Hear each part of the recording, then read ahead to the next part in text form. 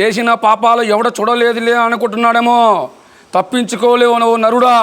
నువ్వు చేసే ప్రతి పని పంచభూతాలు పగబట్టినాయి. నీ ఆత్మశాసిగా నువ్వు తప్పు చేస్తున్నావు అన్న సంగతి నీకు తెలిసినా కూడా తప్పు చేస్తున్నావు.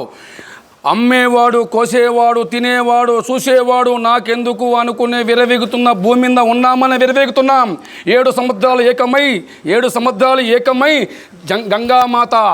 గంగామాత భూదేవి తల్లి తన అమ్మ ఒడిలో చేరే సమయాసనం మొదలైంది. సమస్త మానవ రక్షించే గోమాత అంటే ఆట వస్తువు అనుకుంటున్నారా?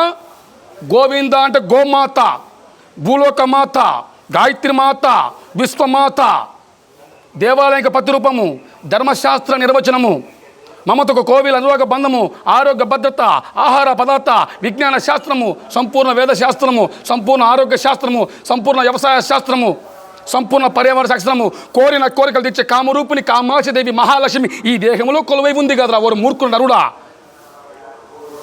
ఏమనుకుంటున్నావు గోమాత అంటే? ఈ భారతదేశంలో ఈ గోమాత లేనిదే పాల సముద్రంలో మదనము లేదు, రఘువంశం లేదు, రామాయణం లేదు. గోసేవ చేసిన శ్రీకృష్ణ పరమాత్మ అవతారం లేదు. గోమాత కోసం తన తల్లి కోసం రక్తం చిందించిన తిరుమల వెంకటేశ్వర స్వామి అవతారం లేదు.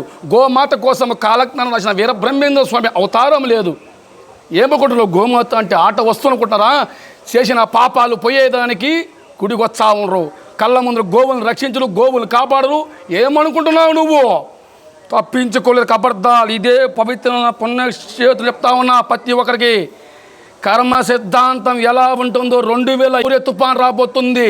ఈ పవిత్రమైన ఈ జీవాత్మ ఈ శరీరాన్ని అగ్నిగా పూర్ణావతి మహాయజ్ఞంగా చేపట్టి నిర్మలమైన మంచి మనసుతో ఆ భగవంతుడు పేరపన కలిగించి వచ్చాడు ఈ భక్తుడు.